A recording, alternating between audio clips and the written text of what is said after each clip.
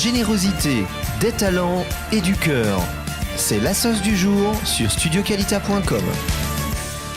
Salut à tous, bienvenue. Si vous nous rejoignez, j'espère que vous allez apprécier notre émission du jour, puisque nous allons parler d'une yeshiva importante, puisque nous allons parler surtout du gala de cette yeshiva Echal Eliyahu, avec son rosh yeshiva ici présent, le Rav Shaul David Bochko. Bonjour. Bonjour, shalom à tous. Merci beaucoup d'être venu nous voir. On apprécie toujours votre présence dans nos studios. C'est toujours avec joie. Voilà. Et puis, vous êtes venu avec un ancien élève de la yeshiva, Joël Burstein, aujourd'hui avocat, mais qui garde de ses années passées avec le Rav Bochko beaucoup d'affection. Et il prend plaisir apparemment à vous aider pour monter ce gala. Et c'est une première fois qu'il y aura un gala de la yeshiva en Israël. Effectivement, voilà. Alors pourquoi vous avez décidé finalement de faire aussi un gala en Israël? Parce qu'on sait que vous faites chaque année un gala en France, n'est-ce pas? Mais pourquoi avoir décidé d'en faire un ici? Parce que notre yeshiva est depuis 20 ans israélienne.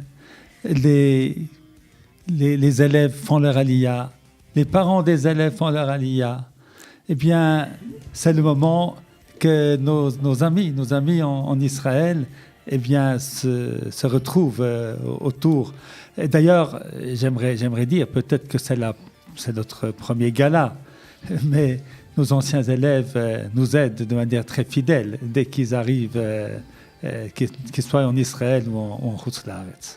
Alors, quand on dit gala, on pense retrouvailles, mais on pense aussi, bien évidemment, une façon ingénieuse, intéressante d'entendre parler de la yeshiva, des nouveautés, parce que parfois les anciens élèves sont un peu coupés de ce qui se passe. C'est pas toujours facile de se tenir au courant de ces années fondatrices importantes. C'était important pour vous, votre passage chez le Rav Shaul David Bochko? Je pense que mon passage chez le Rav Bochko, c'était un passage et un moment essentiel de ma vie, un tournant dans ma vie. Je suis arrivé à la yeshiva à l'âge de 15 ans. Je venais d'une petite ville de province et donc je suis arrivé à Elisabethville à l'époque. Voilà, c'est ça, parce qu'avant d'arriver en Israël, tout a commencé en France, évidemment. Et j'ai donc eu la chance, en fait, de faire mon bac à la yeshiva. Donc j'étais au lycée à la yeshiva, à Elisabethville et à Saint-Maur. En 1989, j'ai eu mon bac. Et comme je le disais au Rav Bochko tout à l'heure, c'est clairement grâce à lui que je suis d'abord revenu à la Torah et que j'ai fait mon aliyah en Israël. Et bien évidemment que j'ai donc fondé une famille en Israël, fait l'armée en Israël, mes études en Israël. Et en fait, je dois ça à la yeshiva. Et donc effectivement, c'est un passage essentiel. Le passage à la yeshiva, c'est quelque chose d'essentiel dans ma vie. Alors, les yeshivot en Israël, il y en a pléthore, il y en a de toutes sortes. C'est quoi la particularité de la yeshiva du Rav Shaul David Bochko? Je ne sais pas qui c'est qui veut répondre, l'un ou l'autre, les deux. Je peux faire une petite tentative. En tant qu'ancien moi, je suis un ancien élève de la yeshiva en France, donc c'est un peu différent, mais je suis resté assez proche quand même de la yeshiva ici, de la yeshiva Echal Eliyahu en Israël. Je pense que la yeshiva Echal Eliyahu, c'est une yeshiva qui est très particulière, qui ne ressemble à aucune autre yeshivot. Il y a énormément de yeshivot Esder en Israël, tout le monde le sait. Chacune a sa particularité, mais ils font tous un excellent travail. Mais je pense que la yeshiva Echal Eliyahu a quelque chose de très particulier. Le Rav Bochko a quelque chose de très particulier. C'est un rosh yeshiva pas comme les autres. Ça veut dire quoi? Eh bien, ça veut dire qu'il y a une Torah qui est différente. Il y a une façon de fixer la halacha qui est différente, une approche intéressante et tout à fait particulière. Plus philosophique? Plus philosophique, souvent plus mekela, comme on dit. À mon avis, une façon plus intelligente de fixer la halacha. C'est quelque chose qu'on voit rarement. Au niveau politique aussi, c'est beaucoup moins politisé que les autres yeshivas, beaucoup moins. On a l'impression qu'on va soutenir une yeshiva, Echal Eliyahu, c'est à Kochav Yaakov, donc c'est les Shtachim.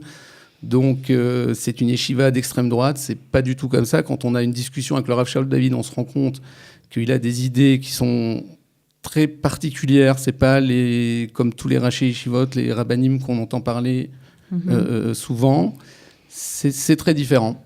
On ne va pas maintenant étaler toute la Hashkafa du Rav Botchko, mais c'est très différent. Ça vous touche, Rav Botchko, quand vous entendez un ancien élève à vous parler comme ça? J'ai envie de rougir un peu. C'est peut-être qu'il y a un peu d'exagération. Si nous sommes différents, je ne sais pas. Mais sans aucun doute, il y a un travail particulier qui est fait. D'abord avec les Olim de France. Donc ça, c'est de manière très, très pratique. Nous sommes en Yeshiva, il y a à peu près 20% d'Olim de France, aussi des franco-israéliens. Mais il y a quand même 80% d'Israéliens. 80% d'Israéliens. Maintenant, parmi les Israéliens, il y a qui est israélien depuis combien d'années, je ne sais pas, mais qui arrive directement de France, à peu près 20%. Et puis les autres, de toutes les communautés d'Israël, se retrouvent à la yeshiva. C'est une yeshiva qui est à la fois sérieuse et à la fois ouverte. Et puis peut-être surtout qui veut enseigner aux élèves à réfléchir, à prendre des responsabilités et ne pas leur dire ce qu'ils doivent faire, mais leur apprendre à penser par eux-mêmes. À penser par eux-mêmes et à prendre des décisions par eux-mêmes. Je crois que c'est un point très important. Ce n'est pas un moule, la yeshiva. La yeshiva n'est pas un moule où les uns entrent d'une certaine manière et vont tous sortir de la même manière. C'est un endroit où on aide les jeunes à, comme on dit dans la Torah, pas la vira, pas faire passer, mais l'ovrecha. T'aider à ce que toi tu passes et toi tu avances, chacun à son rythme et ce qui lui convient. Alors c'est d'ailleurs très intéressant ce que vous dites parce que l'un des buts de ce gala, c'est aussi de lancer de nouvelles activités autour de la yeshiva et surtout de rapprocher des jeunes, de familles Olim Chadashim, de jeunes ou Vatikim, même de gens qui sont montés de France depuis peu de temps ou plus de temps et qui sont un peu en balance, on va dire, qui sont un peu en rupture parfois. Et vous avez envie de les aider, de leur tendre la main. Oui, alors en fait, j'ai essayé de commencer cette année et on a commencé d'abord là où j'habite, à Kochav Yaakov. Alors, on salue d'ailleurs les habitants de Kochav Yaakov qui nous écoutent. Et Kochav Yaakov est un village, petite ville aujourd'hui où j'habite depuis 20 ans, où sans aucun doute, il y a une partie de la jeunesse qui comme dans beaucoup d'autres endroits, et entre autres des enfants d'Olim, qui se trouvent en difficulté, parfois en rupture. Alors, nous avons pris 2 personnes, une dame très, très gentille, une urbanite, Madame Bidani, encore un jeune homme, M. Cohen, qui font un travail remarquable avec la jeunesse, c'est-à-dire faire quelque chose qui est extrascolaire et qui est lié à la Torah. Parce que ce que je crois profondément, que l'amour de la Torah, c'est ce qui va garder des enfants chez nous. Et il faut donner l'amour. Alors parfois, les écoles, elles sont toutes bonnes, elles font toutes du bon travail, mais une école, c'est d'abord une discipline, ce sont des examens. Alors il est nécessaire que les gens aient une expérience de Torah de manière qui est plus libre. Plus sympathique. Plus sympathique, plus libre, plus sympathique. Et pour ceux qui ont besoin, il y en a qui n'en ont pas besoin, mais pour ceux qui ont besoin, ça peut être une bouée de rattrapage, c'est une bouée de sauvetage, et c'est ce que nous avons commencé, puis nous avons, Bezrat Hashem, nous voulons continuer en d'autres endroits encore. Alors, c'est l'un des buts de ce gala. Bien sûr, c'est un gala qui est payant parce que la yeshiva a besoin évidemment de fonds, de financement pour vivre. C'est une gageure que de tenir chaque année parce que ça coûte énormément d'argent de pouvoir emmener tous ces étudiants. Il y a quand même 300 élèves dans cette yeshiva. Vous les hébergez, vous les nourrissez spirituellement, mais aussi matériellement, on va dire. Donc, vous vous occupez vraiment d'eux à plein temps. C'est lourd à porter parfois. Baruch Hashem, il y a beaucoup d'amis. Alors, c'est pas lourd. Vous savez, si on est seul à porter, c'est trop lourd. On n'arrive pas. Ouais. Mais j'ai toujours été aidé. Pas moi. La yeshiva a toujours été aidée. Et par conséquent, je ne suis pas en souffrance. Et au contraire, nous sommes en plein développement. D'ailleurs, on est en train d'agrandir le Beth Midrash. Le Beth Midrash qui est juste derrière vous. On voit, alors là, c'est l'extérieur, mais là, on voit l'intérieur. Un très beau Beth Midrash. Il y a combien de places actuellement ? Actuellement, il y a 150 à 150 places et on doit le doubler pour 300 places, 250 à 300 places. Et nous essayons, les travaux ont déjà commencé, et puis il faut compléter. Voilà. C'est tout à fait vous, ça, d'avancer. On avance d'abord, et puis après, on voit comment... Non, on n'est pas... Je suis pas inconscient. J'ai fait les choses. Pas dit ça. J'ai pas dit ça. Mais disons que vous donnez l'impulsion d'abord. Il faut, Baruch Hashem, il faut commencer. Vous savez, aide-toi, le ciel t'aidera. Et dans la Torah, c'est qu'il fallait que Nachshon ben Aminadav descende dans la mer. Moi, c'est pas aussi difficile que ça. Hein. C'est pas aussi difficile que ça. Mais c'est effectivement d'avancer. Il faut avancer. Alors, qui peut venir à ce gala, Joël Burstein? Tout le monde? Alors d'abord, tout le monde peut venir à ce gala, bien évidemment. Bon, il y a évidemment les anciens de la yeshiva qui vont tous se retrouver, donc il y a ce côté retrouvailles sympathique. Ouais. Mais je pense que d'abord, tous les amis de la yeshiva, tous ceux qui se sentent proches de la yeshiva. Ceux qui ont envie de connaître, est-ce qu'on va un peu plus découvrir des parents, par exemple, qui nous écoutent et qui ont envie de mettre leurs enfants, mais ils ne connaissent pas très bien? Tout à fait. C'est un moyen de découvrir la yeshiva? C'est un excellent moyen, à mon avis, de découvrir la yeshiva. D'abord, il va y avoir là-bas plusieurs intervenants qui vont parler de la yeshiva. On va se rendre compte un peu de l'ambiance de la yeshiva. Il y aura un petit film sur la yeshiva. Je pense qu'on va aussi se rendre compte que la yeshiva, c'est pas seulement la yeshiva, c'est pas seulement la yeshiva Tesder de Kochav Yaakov. On va se rendre compte qu'il y a un tas de programmes qui sont développés dans l'enceinte de la yeshiva et par le Rav Shaul David et qui ne sont pas la yeshiva. Par exemple, il y a un kollel sur place, donc c'est important de le savoir. C'est pas seulement une yeshiva. Il y a un kollel de Rabbanout, c'est ça, Rav Shaul David? Tout à fait. Il y a un programme de Massa, donc pour les Olim Chadashim. Il y a un programme qui s'appelle Shana Shekula Torah. Donc c'est une année, en fait, pour des gens qui ne veulent pas forcément faire leur alia et qui veulent mais qui ont envie de juste se renforcer. Venir, voilà, une année, se renforcer dans leur Torah.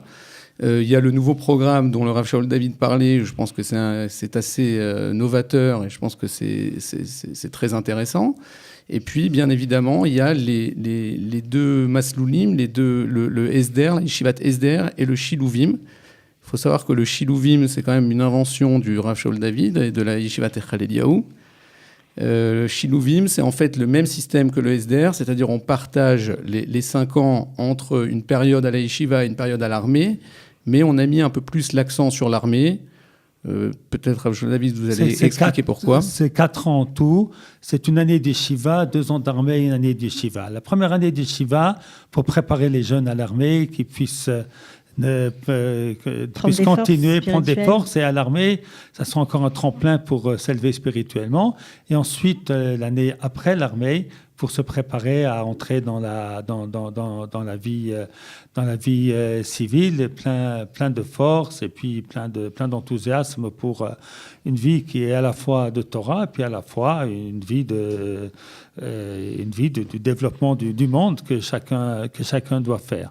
Alors, ce programme de 4 ans, il a été parce qu'il y a des jeunes qui voulaient faire un peu plus de service militaire que ce qui est proposé par le SDR pour que leur service militaire soit plus significatif d'une part, et puis d'autre part, pour qui 5 ans c'est beaucoup, surtout si des familles ne sont pas de familles socio-économiques élevées, c'est-à-dire c'est encore être pendant 4 ans sous la tutelle des parents sans travailler. Et ensuite, ces jeunes, ils doivent se marier, construire une famille. Donc, il faut qu'ils puissent commencer la parnassa pas trop tard. Et donc, ce projet, je l'ai lancé avec Igoud Yeshivot Esder. C'est vrai que je l'ai initié. Aujourd'hui, il y en a une dizaine en Israël. En Israël, oui, tout à fait. Et voilà. Et puis, je pense que ça répond à beaucoup de gens. C'est-à-dire, il y a des gens qui hésitaient entre aller à l'armée et faire 3 ans, et puis sans cette préparation de Torah yeshivatique, ou aller dans un SDR qui était peut-être au-dessus de leurs ambitions. Maintenant, il y a parfois des surprises. Il y en a qui ont fait ces 4 ans puis qui ont envie de continuer à étudier la Torah. J'ai des rabbanim qui sortent du Shiluvim aussi. Et tout comme vous allez avoir des ingénieurs du SDR. C'est-à-dire que le monde n'est pas... Vous savez, les choses, elles ne sont pas... figées. Elles ne sont pas figées, oui. Heureusement. Voilà. Alors, ce qui est aussi une particularité de la yeshiva, c'est que lorsque certaines familles n'ont pas les moyens d'envoyer leurs enfants étudier en Israël, lorsqu'elles sont en France ou même ici, elles ne peuvent pas, vous ne refusez personne.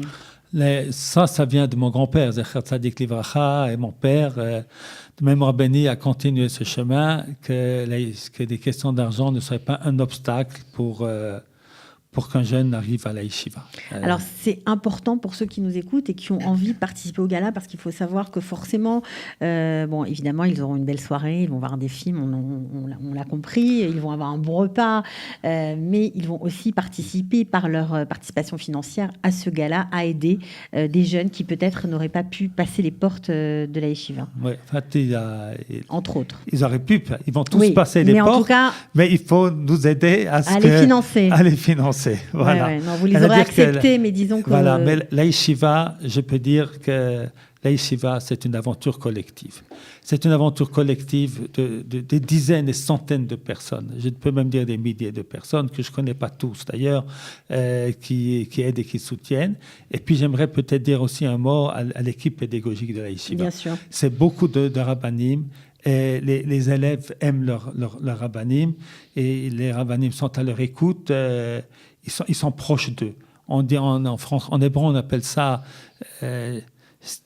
Gova Enaim. Je ne sais pas comment traduire ça en français.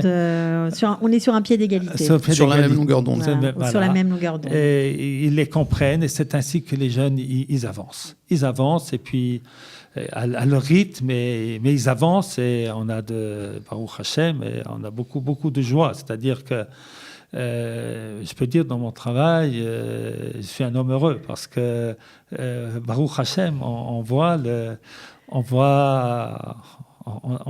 a cette satisfaction de voir des jeunes vraiment avancer, et puis ensuite construire leur famille.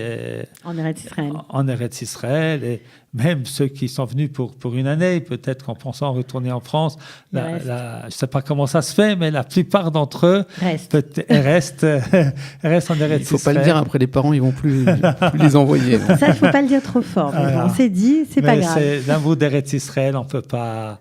Et, vous savez, lorsqu'on met ses pieds en Israël, et puis dans une yeshiva, je crois qu'il y a comme un aimant. Un aimant, c'est quelque chose, c'est comme un amant, c'est quelque chose qui crée un lien. Qui crée un lien. Alors, Joël Burstein, j'aimerais juste, pour terminer, on sait que vous travaillez dur, vous êtes occupé, mais pourquoi... alors, ok, vous avez aimé la yeshiva, mais pourquoi donner de votre temps, prendre de votre temps pour aider le Rav Bocho, et surtout pour aider à la création de cette première, de ce gala pour les Israéliens? D'abord parce que le Rav Shaul David me l'a demandé.